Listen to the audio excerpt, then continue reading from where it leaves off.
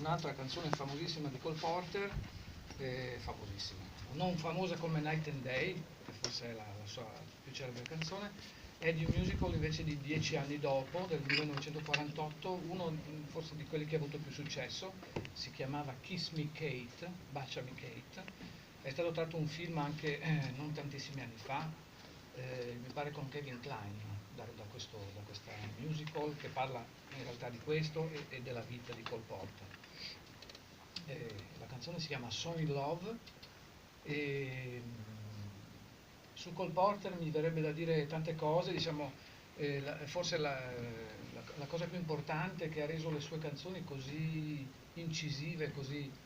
e così forti, così, mi verrebbe da dire anche belle, ma insomma è che è stato uno di quei songwriter di quegli anni che scrivevano quindi per lavoro, per i musical, eccetera, che però era l'unico che scriveva sia la musica che i testi di queste canzoni. Solitamente Gershwin oppure Berlin scrivevano la parte musicale e c'era invece un altro, il fratello di Gershwin per esempio, che scriveva i testi o altri. Cioè erano due teste diverse che scrivevano queste canzoni, bellissime canzoni che sono rimaste nella storia. Cole Porter faceva tutto lui, le canzoni nascevano